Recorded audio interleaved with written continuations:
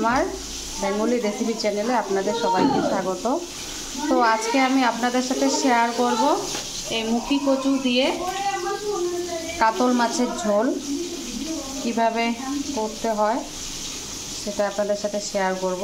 বাড়িতে আমি যেভাবে বানাই সেটাই শেয়ার করব। তো আমি এখানে পেঁয়াজ লঙ্কা সব ধুয়ে কেটে রেখে দিয়েছি। এখানে মাছ হলুদ লবণ দিয়ে মেখে ভাজা বসিয়ে দিয়েছি। আর এখানে কচু ধুয়ে রেখে দিয়েছি।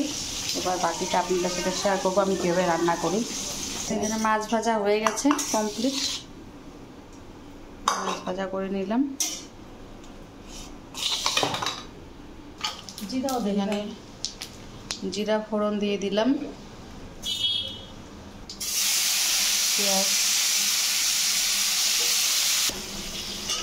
পেঁয়াজগুলো একটু লাল করে ভেজে দেব। তারপরে এখানে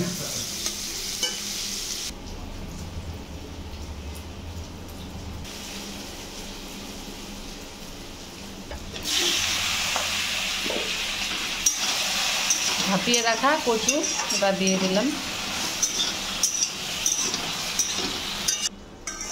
একটু নেড়ে চেড়ে এবার ঢেকে রাখবো অল্প সময়।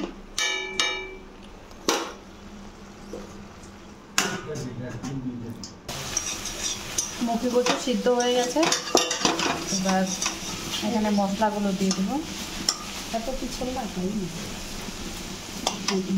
সিদ্ধ হয়ে গেছে। এখানে মশলাগুলো অ্যাড করে দেবো। এখানে ধনে আদা জিরা লঙ্কার গুঁড়ো সব একসাথে দিয়ে দিলাম। এবার এটা ভালো করে কষিয়ে নেব। হলুদ দিইনি এখনও, দিব। এবার ঢাকনা খুলে একটু দেখবো।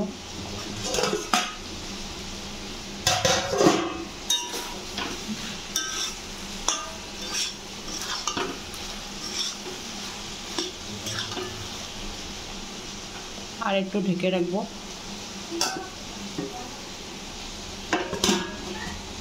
এদিকে আমি তেল বেগুন রেসিপি বসিয়ে দিয়েছি। এটা রেসিপি আমি অন্যদিন দিয়ে দেবো।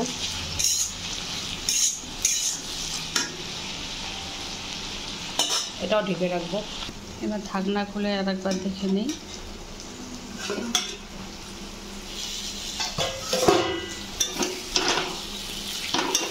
হয়ে গেছে প্রায়। এবার এখানে একটু হলুদ দিয়ে দেবো। হলুদ দিয়ে আর একটু ভাজা ভাজা করে নেব। এবার একটু জল দিয়ে দিই। এই জল দিয়ে একটু ভাজা ভাজা করে নেব। মুখি কচুগুলো কষানো হয়ে গেছে। এবার আমি এখানে জল এড করে দেবো। এবার ঝোল ফুটে উঠলে তারপর মাছগুলো ছেড়ে দেব। ঝোল ফুটে উঠেছে। এবার মাছ ভাজাগুলো এক এক করে ছেড়ে দেব।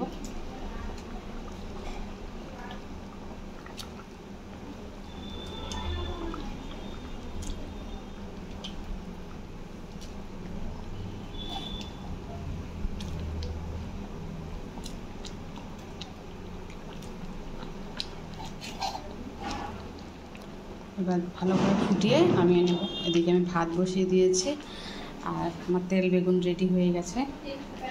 মুখি কচু দিয়ে কাতল মাছের ঝোল একদম রেডি। এবার আমি গ্যাস বন্ধ করে দেব। এটা টেনে নেবে এই ঝোলটা। গন্ধটা দারুণ অসম বেরিয়েছে। কেমন লাগলো বন্ধুরা অবশ্যই অবশ্যই কমেন্ট করবেন। আর আমার রান্নাগুলো ভালো লাগলে লাইক শেয়ার সাবস্ক্রাইব করতে ভুলবেন না। Bye bye.